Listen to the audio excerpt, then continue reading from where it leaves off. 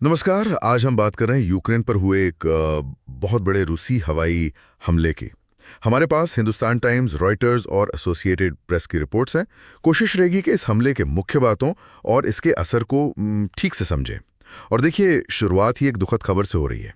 इस हमले में यूक्रेन का एक F-16 फाइटर जेट नष्ट हो गया और एक पायलट भी शहीद हो गए। लेकिन जो नंबर्स आ रहे हैं रिपोर्ट में वो तो हैरान करने वाले हैं। एक रात में 500 से ज्यादा ड्रोन्स और मिसाइल्स, ये तो बहुत ज्यादा है। हाँ, बिल्कुल।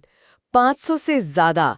इसमें रिपोर्ट के मुताबिक 477 तो ड्रोन और डेकॉय थे। डेकॉय मतलब वो नकली टारगेट जो ध्यान भटकाने के लिए होते हैं। अच्छा, ध्यान भटकाने की नहीं। हाँ, और साथ में करीब 60 मिसाइलें भी थीं। तो ये संख्या मतलब वाकई बहुत बड़ी है। ऐसा लगता है कि रूस ने शायद यूक्रेन की वायु रक्षा प्रणाली को पूरी तरह से क्या कहते हैं ओवरवेल्म करने की कोशिश की। हम्म। और यूक्रेन कह रहा है कि उन्होंने 249 मार गिराए और 226 को इलेक्ट्रॉनिक जैमिंग से बेकार कर दिया। ये इलेक्ट्रॉनिक जैमिंग ये क्या होता है?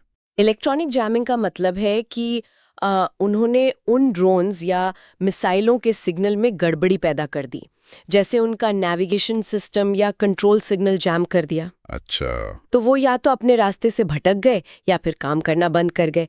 ये दिखाता है कि लड़ाई अब सिर्फ मार गिराने की नहीं है, इलेक्ट्रॉनिक वॉरफेयर भी उतना ही अहम हो गया है। सही। मतलब इतने सारे टारगेट्स को एक साथ हैंडल करना, चाहे मार्क कर या जैम करके, यूक्रेन के एयर डिफेंस के लिए बहुत बड़ा चैलेंज रहा होगा। बिल्कुल, बहुत बड़ा और चैलेंज। ये हमले सिर्फ फ्रंटलाइन के पास नहीं हुए हैं ना। रिपोर्ट्स बता रही हैं कि पश्चिमी, दक्षिणी, मध्य यूक्रेन काफी अंदर तक निशाना बनाया गया। हाँ बिल्कुल, लिविव, पोल्टोवा, माइकोएव, ये शहर तो फ्रंट लाइन से काफी दूर है। वहां भी धमाके हुए, घरों को नुकसान हुआ, इंफ्रास्ट्रक्चर को भी, और कम से कम 6 लोगों के घायल होने की भी खबर है। तो ये दिखाता है कि रूस शायद सिर्फ फौजी ठिकानों को नहीं, बल्कि लॉजिस्टिक्स या शायद लोगों का मनोबल तोड़ने के लिए भी अंदरूनी इलाकों को निशाना बना रहा है। हाँ, ये तो संघर्ष को और फैला देता है एक तरह से। बिल्कुल। और ये शायद मॉस्को की बमबारी तेज करने की जो रणनीति दिख रही है तीसरे साल में, उसी का हिस्सा लगता है। और इसी सब के बीच वो F-16 वाली बात, ये तीसरा F-16 है जो यूक्रेन ने खोया है।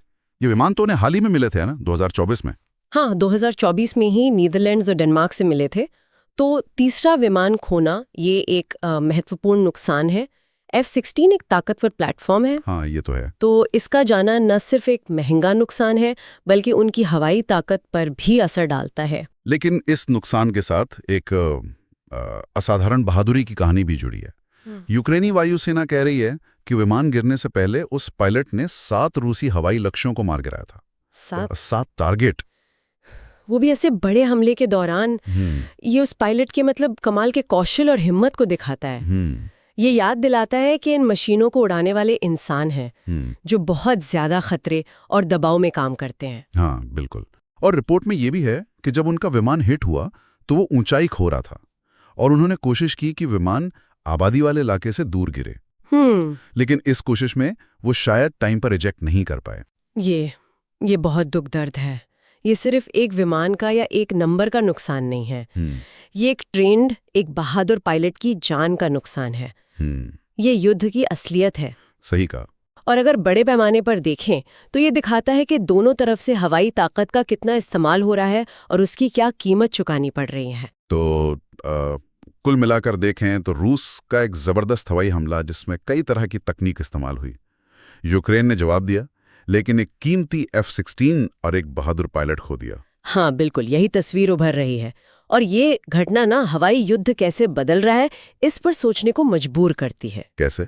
देखिए, जिस तरह से ड्रोन, डेकॉय, मिसाइलें, फिर इलेक्ट्रॉनिक जैमिंग, इन सब का मिला जुला इस्तेमाल हो रहा है, ये दिखाता है कि आगे चलकर हवाई हमले और उनसे बचाव की रणनीतियां कितनी कॉम्प्लेक्स और टेक हैवी हो सकती हैं। तो सवाल ये उठता है कि ये जो टेक्नोलॉजी की दौड़ है और ये जो बदलती हुई स्ट्रैटेजी है, इनका आखिर युद्ध के नतीजों पर क्या असर पड़ेगा, इस पर नजर रखनी होगी।